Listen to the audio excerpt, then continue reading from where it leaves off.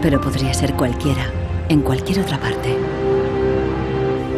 Se va a encontrar con algo que ocurre cada día en oficinas y hogares de todo el mundo.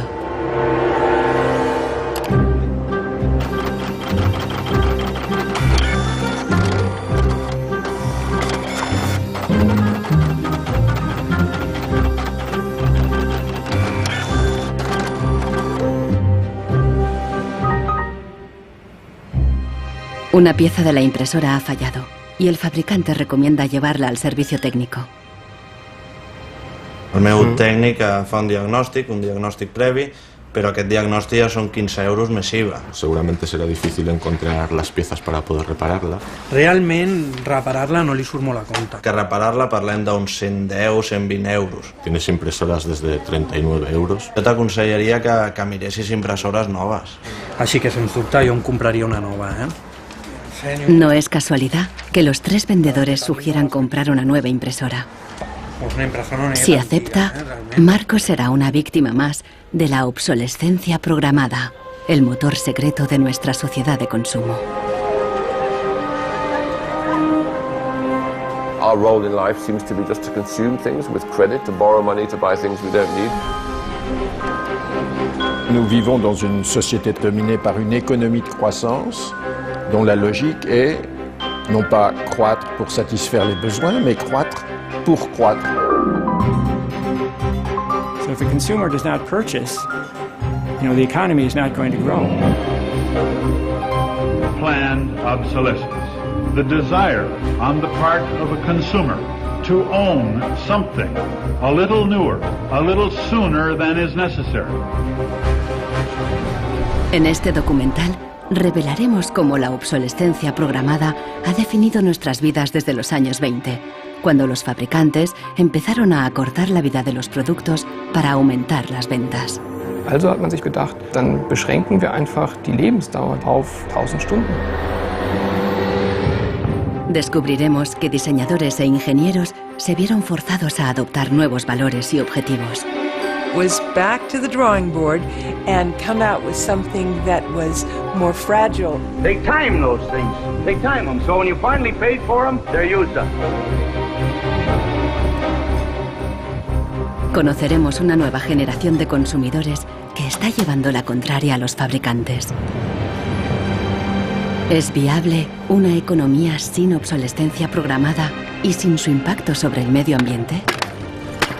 Posterity will never forgive us. Posterity will suddenly find out about the throwaway lifestyles of people in the advanced countries.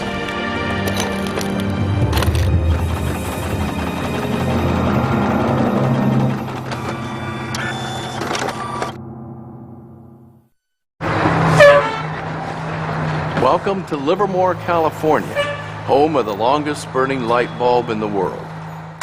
My name's Lynn Owens, and I am chairman of the Light Bulb Committee. It was in 1972 when we discovered that the light bulb that was hanging in the fire station was a significant light bulb.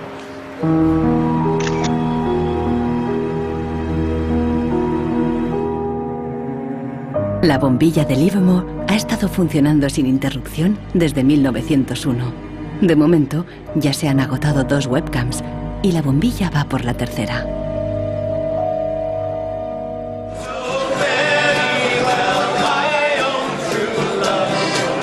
En 2001, cuando la bombilla cumplió un siglo, Livermore organizó una gran fiesta de cumpleaños al estilo americano. I think we were hoping if we would get 200 people, we'd be happy, and we ended up with 800 or 900 people showing up. One nation, under God, indivisible, with liberty and justice. Do you think that anybody would sing happy birthday to a light bulb? Well, we didn't think they would, but they did.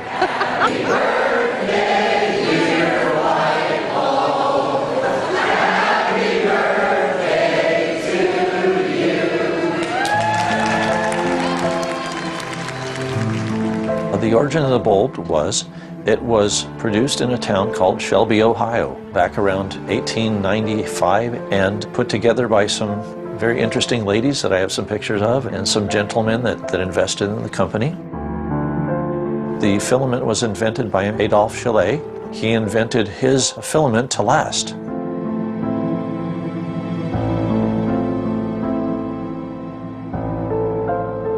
Why does his filament last? I don't know. It's a secret that he made and that died with him. La fórmula para un filamento de larga duración no es el único misterio en la historia de las bombillas. Un secreto mucho mayor es cómo y por qué este humilde producto se convirtió en la primera víctima de la obsolescencia programada. Weihnachten 1924 war ein ganz besonderer Tag. In einem Hinterzimmer in Genf trafen sich einige Herren in Nadelstreifenanzügen, um einem geheimen Plan nachzugehen. Sie gründeten das erste weltweite Kartell, das sich zum Ziel setzte, die Glühbirnenproduktion der gesamten Länder zu kontrollieren und den Kuchen namens Weltmarkt unter sich aufzuteilen. Dieses Kartell hat den Namen Phoebus. Phoebus incluía a los principales fabricantes de bombillas de Europa y de Estados Unidos, e incluso de lejanas colonias en Asia y África. Das Ziel ist gewesen, Patente auszutauschen, die Produktion zu kontrollieren und vor allem aber den Verbraucher zu kontrollieren. Es ist umso besser für diese Firmen, wenn der Verbraucher regelmäßig Glühlampen kauft, und wenn die Glühlampen lange brennen, ist das ein ökonomischer Nachteil. En un principio, la meta de los fabricantes era una larga vida para sus bombillas. On October 21st, 1871, numerous experiments resulted in the production of a small unique lamp of comparatively enormous resistance. The filament being under conditions of great stability after the result. En 1881, Edison puso a la venta su primera bombilla. Duraba 1500 horas. En 1924, cuando se fundó el cártel Phoebus, se anunciaban con orgullo 2500 horas de vida útil y los fabricantes destacaban la longevidad de sus bombillas. Also hat man sich bei Phoebus gedacht, dann beschränken wir einfach die Lebensdauer dieser einzelnen Glühbirnen auf 1000 Stunden. 1925 wird ein entsprechendes Komitee gegründet, das 1000-Hour Life Committee, was sich zum Ziel setzt, auf technischer Basis die Lebensdauer der Glühlampen auf diese Brenndauer zu beschränken. Más de 80 años después, Helmut Höge, un historiador de Berlín, encuentra pruebas de las actividades del comité ocultas entre los documentos internos de los miembros del cártel. Empresas como Philips en Holanda, Osram en Alemania y Lámparas Z en España. Hier haben wir ein Kartelldokument, da steht: The average life of lamps for general lighting service must not be guaranteed, published or offered for another value than 1000 hours.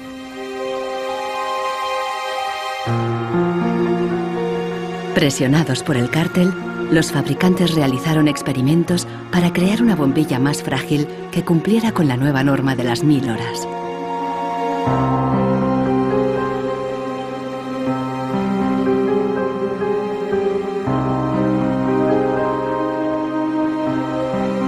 La fabricación estaba rigurosamente controlada para asegurarse de que se cumplía la norma.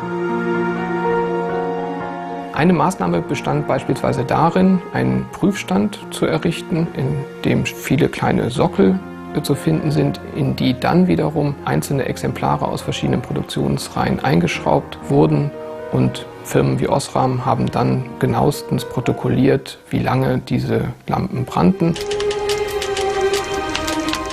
Phoebus creó una complicada burocracia para imponer sus reglas. Los fabricantes eran multados severamente si se desviaban de los objetivos marcados.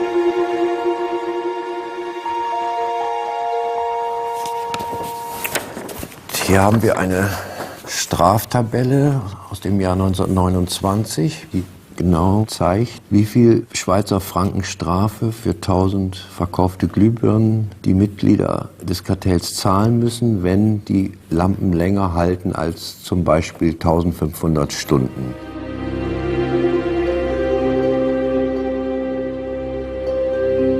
A medida que la obsolescencia programada surtía efecto, la vida útil empezó a caer. En solo 2 años pasó de 2500 horas a menos de 1.500. En los años 40, el cártel ya había conseguido su objetivo. Una bombilla estándar duraba 1.000 horas. I can see how this was very tempting in 1932. I think at the time sustainability was actually substantially less of an issue because I don't think they looked at the planet as being one with finite amount of resources. They looked at it as from an abundance perspective. Ironically, the light bulb has always been a symbol for ideas and innovation, and yet it's one of the early and best examples of planned obsolescence. En las décadas siguientes se patentaron docenas de nuevas bombillas, incluso una que duraba 100.000 horas. Pero ninguna llegó a comercializarse. Offiziell hat es ja Phoebus eigentlich nie gegeben, wenn auch diese Spuren der Öffentlichkeit nie ganz verborgen gewesen sind. Die Strategie dahinter ist, sich in bestimmten Zeitabständen immer wieder umzubenennen. Dann heißt es mal internationales Elektrizitätskartell, dann mal wieder irgendein anderer Name. Entscheidend ist, dass diese Idee als Institution natürlich weiter besteht.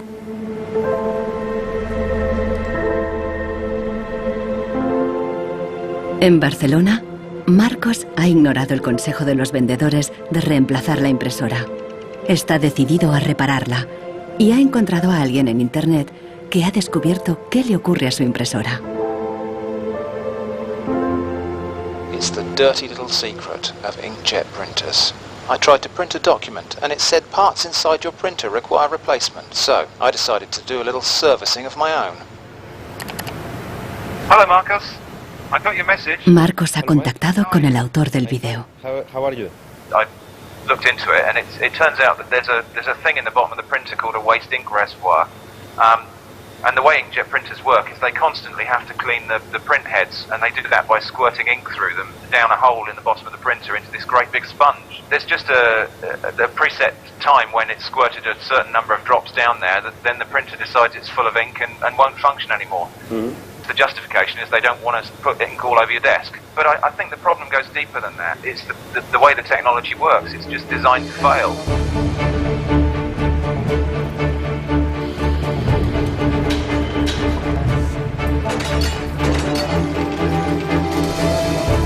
La obsolescencia programada surgió al mismo tiempo que la producción en masa y la sociedad de consumo. The whole issue with products being made to last less long is part of a whole pattern that began in the Industrial Revolution when the new machines were producing goods so much more cheaply, which was a great thing for consumers, but consumers couldn't keep up with the machines. There was so much production.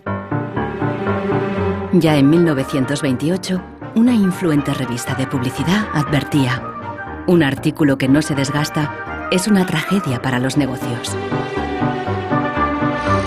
De hecho, con la producción en masa bajaron los precios y los productos fueron más asequibles. La gente empezó a comprar por diversión más que por necesidad. La economía se aceleró.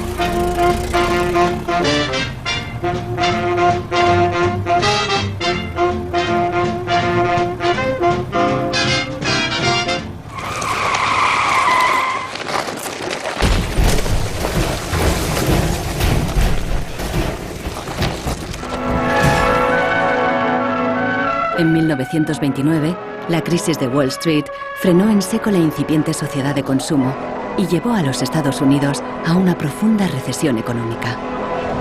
Unemployment reached staggering proportions.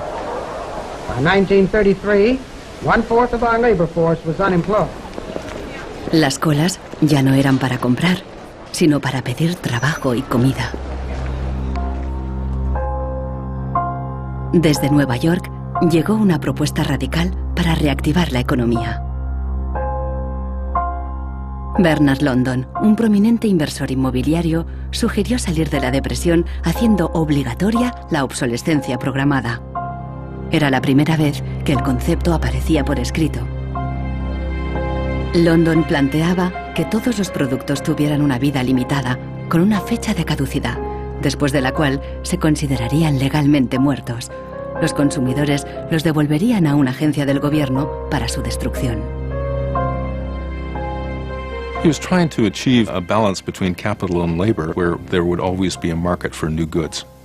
So there would always be a need for labor and there would always be a reward for capital.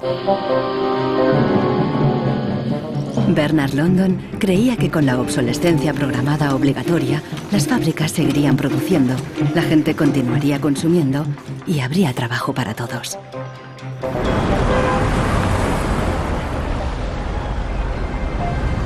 Giles Slade está en Nueva York para saber más sobre la persona que hay detrás de la idea. Se pregunta si con la obsolescencia, Bernard London pretendía maximizar los beneficios o bien ayudar a los parados. Dorothea Weitzner conoció a Bernard London en los años 30 durante una excursión familiar. Don't tell me which one he is. And let's see. Ah, isn't that interesting? Yes. Definitely intellectual looking. And you met Bernard London in 1933. When I was about 16, 17, my dad and mother had this big Cadillac car, which was the size of a Zeppelin. Mother was driving like a chauffeur. Dad was in the front, and Mr. and Mrs. London were in the back of the big limousine. Dad said that Mr. London should explain his philosophy to me. He's a very interesting man. And he just told me in a few words that that was his idea to reduce the depression. We were in an economic mess, worse than today even. I was obsessed with this idea. Like an artist is utterly obsessed with his paintings, you know. He actually whispered to me in the car, afraid that his theory might be too radical. De hecho, la idea de Bernard London pasó inadvertida y la obsolescencia obligatoria nunca se puso en práctica.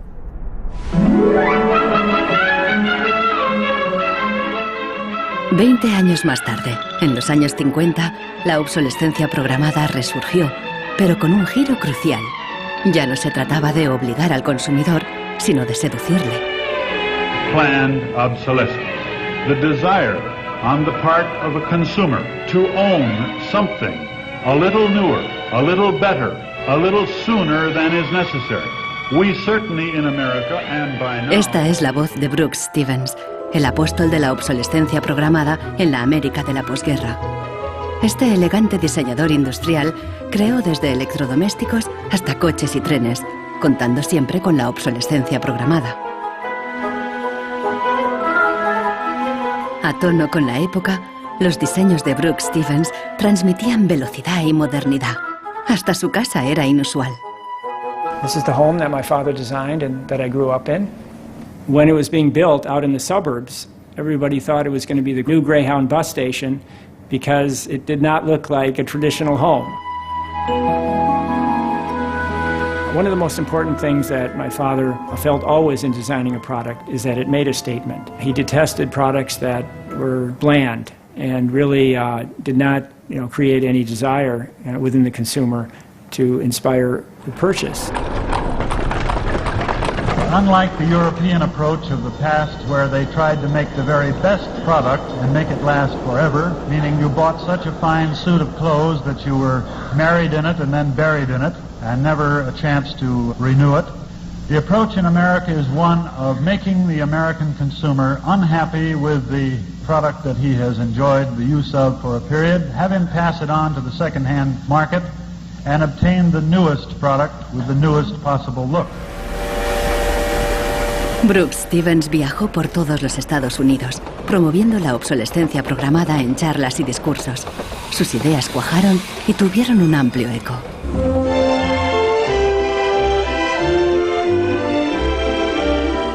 Women and men alike are increasingly interested in the look of things.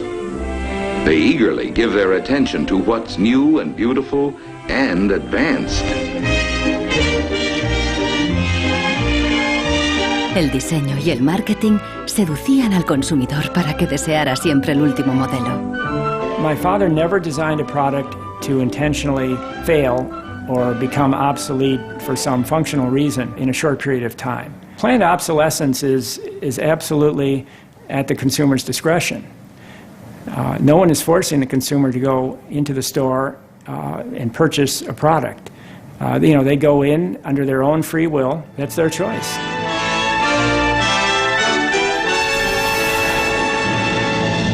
Libertad y felicidad a través del consumo ilimitado. El estilo de vida americano de los años 50 sentó las bases de la sociedad de consumo actual.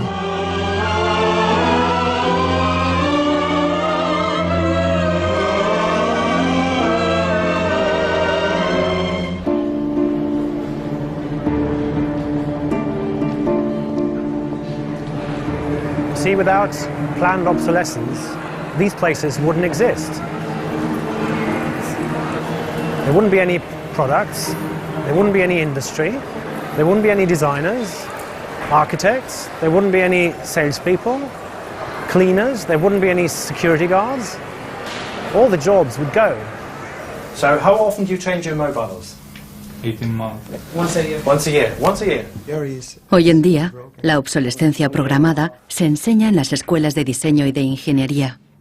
Boris Knuff da clases sobre el ciclo de vida del producto, el eufemismo moderno de la obsolescencia programada. I went shopping for you. Got a couple of things. A pan, salt, shirt, another shirt. Se enseña a los estudiantes a diseñar para un mundo empresarial dominado por un único objetivo: compras frecuentes y repetidas. What I do, I pass these round, and you tell me what you think, how long it takes for them to fail, what the service life will be. Okay. Designers have to understand what company they work for. The company decides on a business model. How often do we want to renew our products, our offers? So this brief is given to designers, and designers have to understand and design the product in a certain way so it fits exactly the business strategy of the client they work for. La obsolescencia programada está en la raíz del considerable crecimiento económico que el mundo occidental ha vivido a partir de los años 50. Desde entonces, el crecimiento ha sido el santo grial de nuestra economía. Nous vivons dans une société de croissance dont la logique est non pas croître pour satisfaire les besoins, mais croître pour croître, croître à l'infini, faire croître sans limite la production et pour justifier cette croissance de la production, faire croître sans limite la consommation. Serge Latouche, un destacado crítico de la sociedad del crecimiento, escribe a menudo sobre sus mecanismos. Au fond, il y a trois instruments fondamentaux qui sont la publicité, l'obsolescence programmée et le crédit.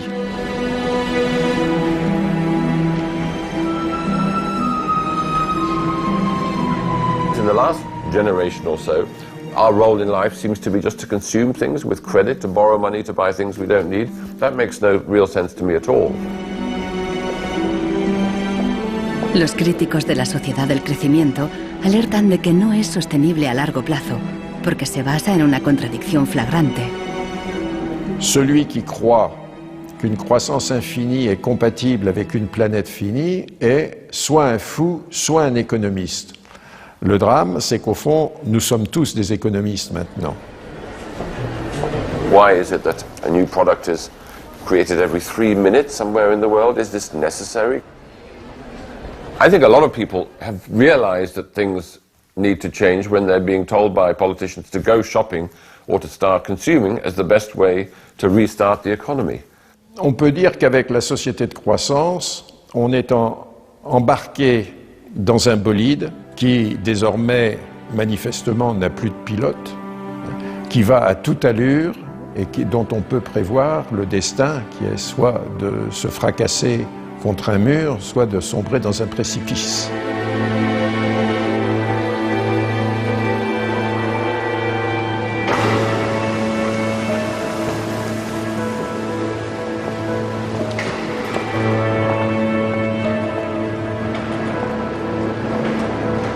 Consultando manuales de instrucciones, Marcos se da cuenta de que los ingenieros determinan la vida útil de muchas impresoras al diseñarlas.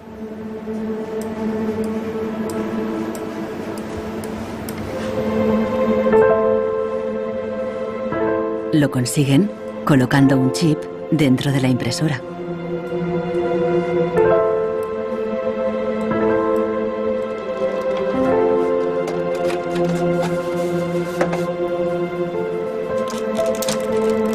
Jo he trobat el xip, que és una EEPROM, que és un xip on es guarda una compta d'impressions.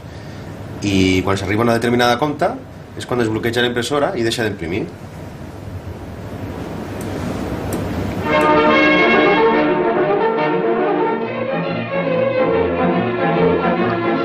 ¿Qué opinan los ingenieros cuando tienen que diseñar un producto para que falle?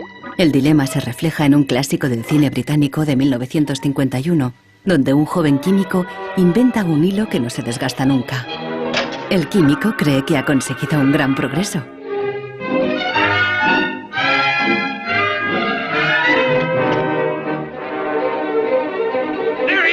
Pero no a todo el mundo le gusta el invento. Y al poco le persiguen no tan solo los dueños de la fábrica, sino también los obreros, que temen por sus empleos. Well, that's really interesting, and it reminds me of something that actually happened in the textile industry. En 1940, el gigante químico DuPont presentó una fibra sintética revolucionaria, el nylon. Para las mujeres, las medias duraderas eran un gran progreso, pero la alegría duró poco. My father worked for DuPont before and after the war in the nylon division, and he told me a story about how when nylon first came out and they were trying it out for use in stockings, the men in his division were asked to take these stockings home for their wives and girlfriends to try out. My father brought them home to my mother, and she was delighted with the first products because they were so sturdy. Los químicos de DuPont tenían motivos para estar orgullosos.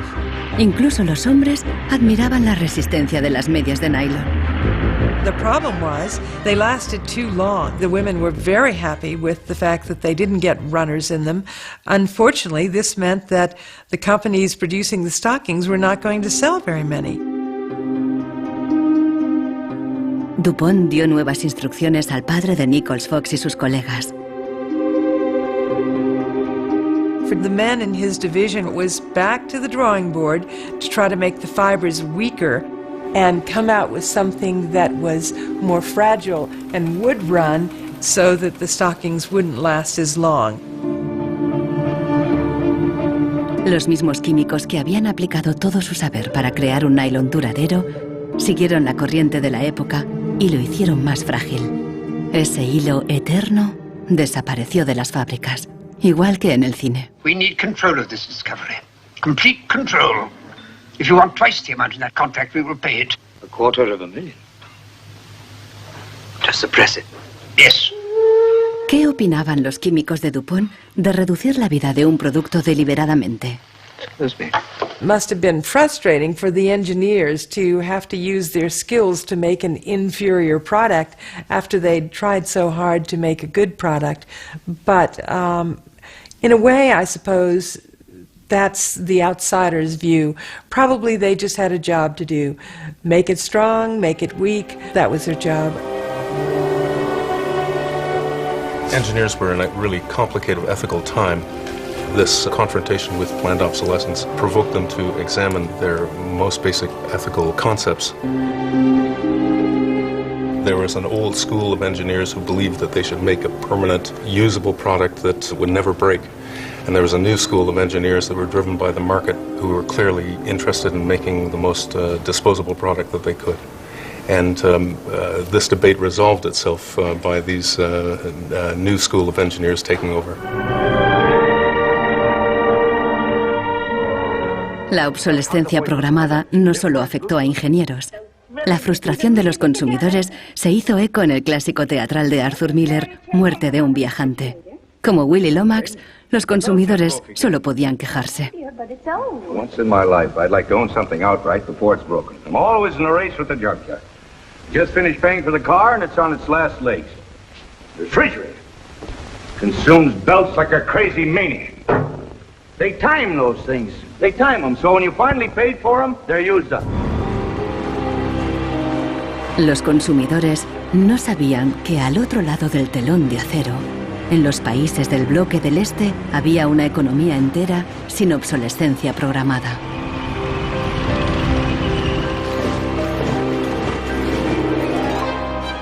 La economía comunista no se basaba en el libre mercado, sino que estaba planificada por el Estado. Era poco eficiente y sufría una falta de recursos crónica. En ese sistema, la obsolescencia programada no tenía ningún sentido. En la antigua Alemania del Este, la economía comunista más eficiente, las normas estipulaban que las neveras y las lavadoras debían funcionar durante 25 años. Hier dieser DDR-Kühlschrank, den habe ich 1985 gekauft. Der ist also mindestens 24 Jahre alt. Und die Glühbirne ist ebenso alt, habe ich noch nie ausgewechselt. Die ist also auch schon fast 25 Jahre alt. En 1981, una fábrica de Berlín Este empezó a producir una bombilla de larga duración. La presentaron en una feria internacional en busca de compradores occidentales. Als die ostdeutschen Glühlampenhersteller 1981 diese Langlebensdauerglühlampen auf der Hannoveraner Messe präsentierten, meinten ihre Westkollegen, ihr wollt euch wohl alle arbeitslos machen. Woraufhin die NAVA-Leute, Ingenieure antworteten, nein, im Gegenteil, indem wir Ressourcen schonen und den Wolfram nicht verpulvern, behalten wir gerade unsere Arbeitsplätze. Los occidentales rechazaron la bombilla. En 1989 cayó el muro de Berlín. La fábrica cerró y la bombilla de larga duración dejó de producirse. Ahora solo se puede ver en exposiciones y museos.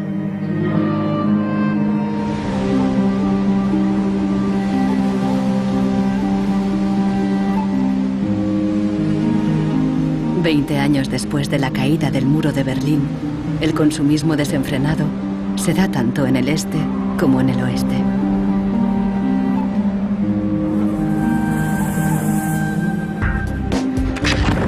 Con una diferencia. En la era de Internet, los consumidores están dispuestos a luchar contra la obsolescencia programada. The first movie we made that really broke through was a movie about the iPod. And I was completely broke, and I had gotten this iPod. It was like $500, $400, and about 8 months later, 12 months later maybe, the battery died in it. And I called Apple to ask them to replace the battery. And their policy at the time was to tell their customers to buy a new iPod. You might as well go get a new one. Apple doesn't offer? No. Apple doesn't offer a new battery for the iPod? No. It wasn't that the battery died that was annoying, because in my Nokia cell phone, the battery dies, you buy a new battery. Even in my Apple laptop, when the battery would die, you replace the battery. But in the iPod, this expensive piece of hardware, when the battery died, you had to replace the entire unit. So it was my brother's idea to make a movie about just that.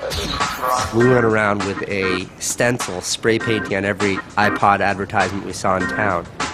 iPod's unreplaceable battery lasts only 18 months. We put the video on our own little site, iPodsDirtySecret.com. In the first month, 6 weeks, it was at 5-6 million views. And the site went absolutely bananas. Una abogada de San Francisco, Elizabeth Pritzker, oyó hablar del vídeo y decidió demandar a Apple por el tema de la batería del iPod. Medio siglo después del caso del cártel, la obsolescencia programada llegaba de nuevo a los tribunales. When we brought this litigation, this was 2 years after the iPod was introduced, Apple had sold about 3 million iPods nationwide in the United States. Buena parte de esos iPods tenían problemas con la batería y sus propietarios estaban dispuestos a ir a los tribunales. Uno de ellos era Andrew Westley. We selected from amongst the consumers who had called us individuals who would serve as representatives in a class action. A class action is really a device that's fairly unique to the United States, where a small group of people stands in the shoes of a large group to bring one claim before a court. My role in that case was as class representative on behalf of thousands, maybe tens of thousands of people. The case came to be known as Wesley versus Apple. When my friends and family learned that this was a major case, they thought I was, becoming a radical. Here I am going to sue. I was the next Aaron Brockovich. En diciembre de 2003, Elizabeth Pritzker presentó la querella ante el Tribunal del Condado de San Mateo, a un tiro de piedra de la sede central de Apple. We asked Apple for a number of technical documents regarding the battery life in the iPod, and we received a lot of technical data about the battery design, about the testing of the battery, and learned through that discovery that the type of the lithium battery that was contained within this iPod was designed, by design, to really only have a short period of life. I do think that Apple's development of the iPod was intended to be one of planned obsolescence. Después de meses de tensión, las dos partes llegaron a un acuerdo. Apple creó un servicio de recambio y prolongó la garantía a 2 años. Los querellantes recibieron una compensación. One thing that really bothers me personally is that Apple really promotes itself as a young, hip, forward-thinking company, and for a company like that not to have a good environmental policy that allows consumers to return products for proper recycling and disposal really is really counterintuitive and counter to their message.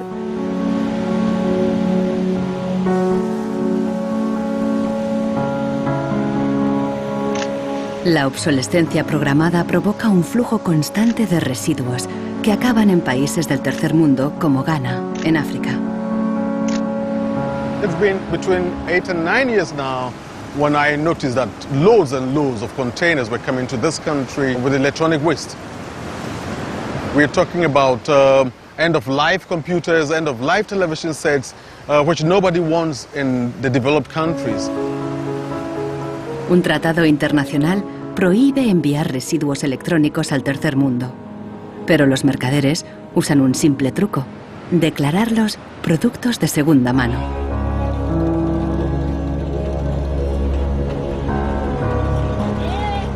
Más del 80% de los residuos electrónicos que llegan a Ghana no se pueden reparar y acaban abandonados en vertederos por todo el país. We are at the dump site here in Agbogboshi. In the past, we had this beautiful river called Odor River, that meandered its way through this area. It was teeming in the past. It had so much fish. So we actually attended a school not very far away from here. So we'd come play football and hang around the river. The fishermen would organize boat rides, I remember very well. But now it's all finished, it's all gone. And that makes me really, really sad. And it makes me angry.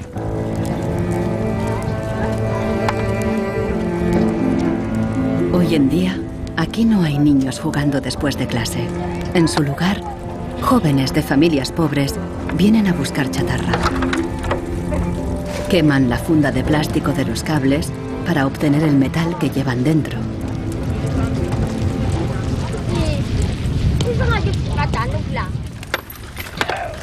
Los niños más pequeños rebuscan en los restos para encontrar cualquier pequeño trozo de metal que los mayores hayan olvidado.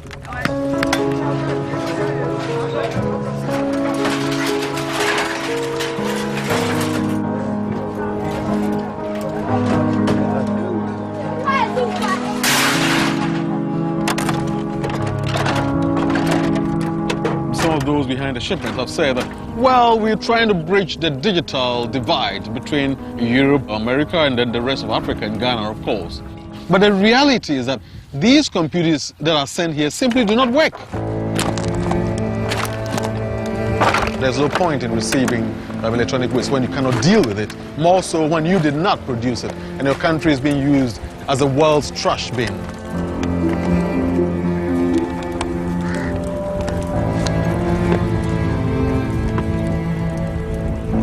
The trash that for so long in the industrial age has been hidden from view is now coming into our lives, and we can actually no longer easily avoid it. The waste economy is reaching its last legs because they don't physically have anywhere else to put the waste.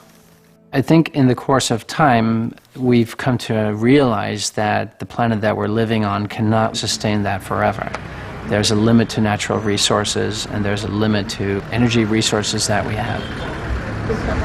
Posterity will never forgive us. Posterity will suddenly find out about the throwaway attitudes, the throwaway lifestyles of people in the advanced countries. Gente de todo el mundo ha empezado a actuar contra la obsolescencia programada. Mike Anane lucha desde el final de la cadena. Ha empezado recopilando información. This is where I keep the e-waste that have asset tags or property tags. This says Amu Center Nordwest Zeeland. It's from Denmark.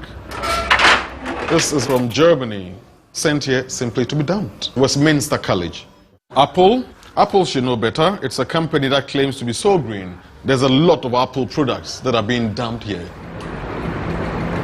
I have a database that contain the asset tags, the contact addresses, telephone numbers of the companies that owned the electronic waste that have been dumped in Ghana.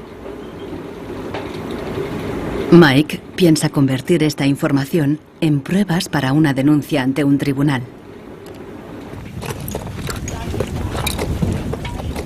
We need to take some action, some punitive measure. We need to sue people so they stop dumping e-waste in Ghana.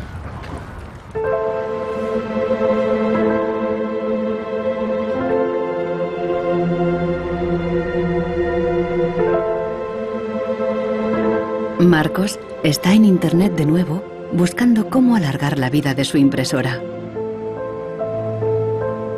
Una web de Rusia parece ofrecer un software gratuito para impresoras con un chip contador. El programador se ha tomado la molestia de explicar su motivación personal. This happens due to bad construction. This is their business model. Not a good one for user and environment. So I looked and found a way to make user-friendly software to allow active users reset an input counter. Marcos no sabe qué puede pasar, pero decide bajarse el software de todos modos. Desde un pequeño pueblo en Francia, John Zacara lucha contra la obsolescencia programada, ayudando a gente de todo el mundo a compartir ideas de negocio y de diseño. In all poorer countries, things are repaired automatically. The notion you throw a product away just because it breaks for some reason is completely unknowable and unthinkable actually to somebody in the south. In India, there's an actual word, jugaad, to describe this tradition of being able to fix things pretty much regardless of the complexity of it. We try to find people who are actively doing projects in the world rather than just talking about things or making abstract statements about how awful things are or what has to be changed. Uno de ellos es Warner Phillips, descendiente de la dinastía de los fabricantes de bombillas. I remember my grandfather taking me to one of the Philips factories in Eindhoven to show me how light bulbs were mass manufactured in factories, which is very, very cool.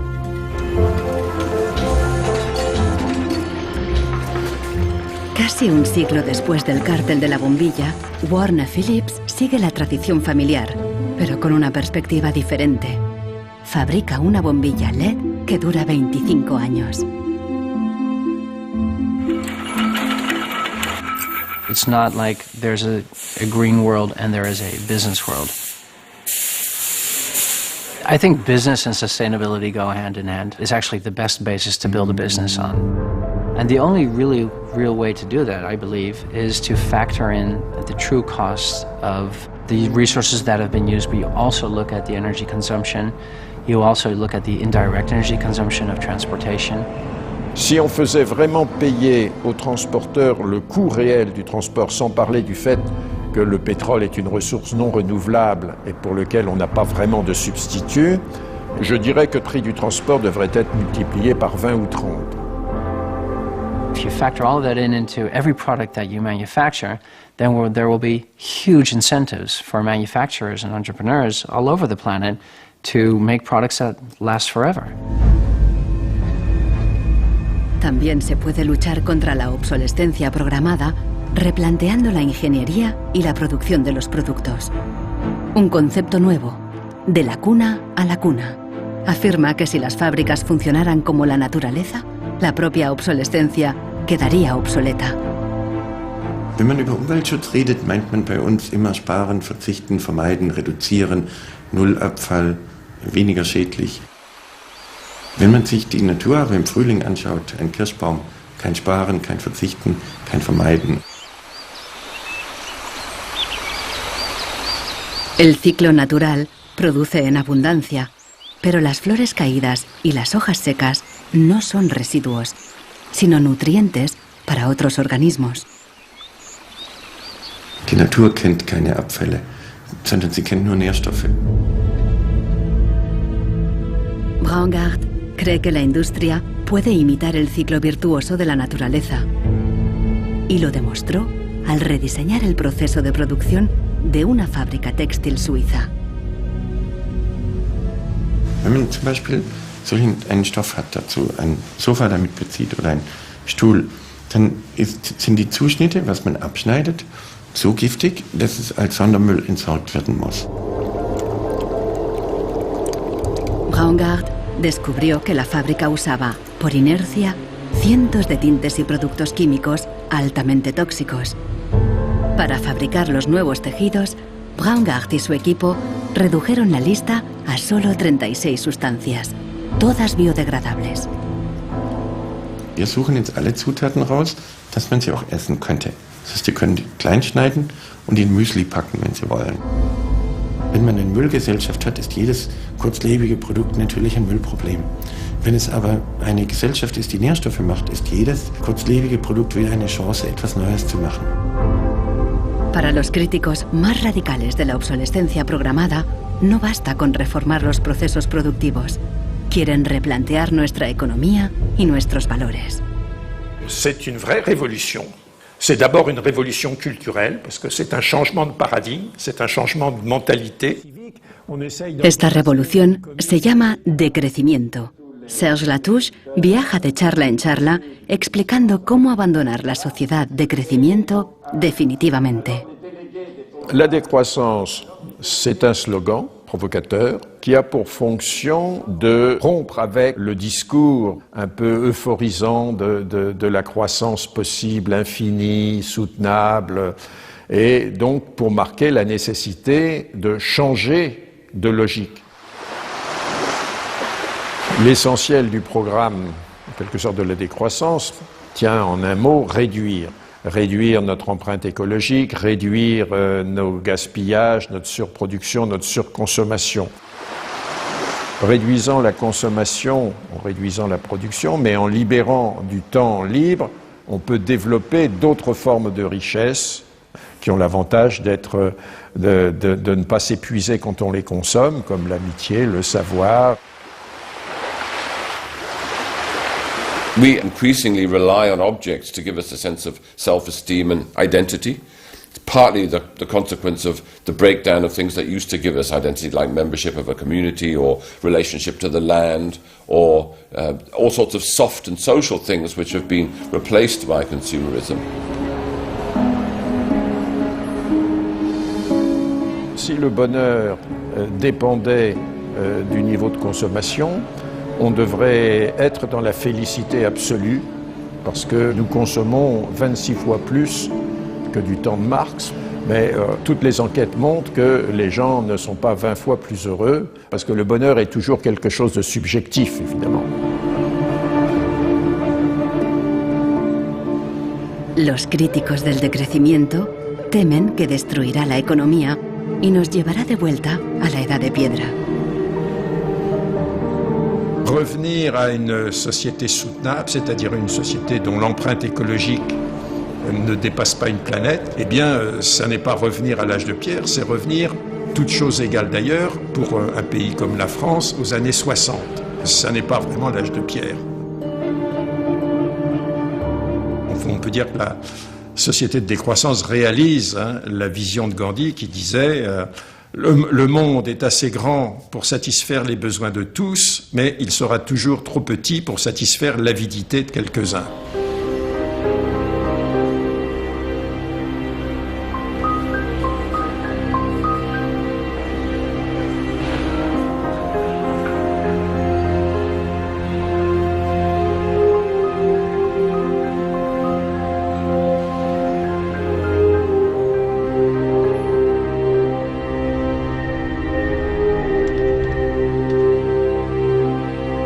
Marcos está instalando el freeware ruso en su ordenador. Con el nuevo programa, puede poner a cero el chip contador de la impresora. La impresora se desbloquea inmediatamente.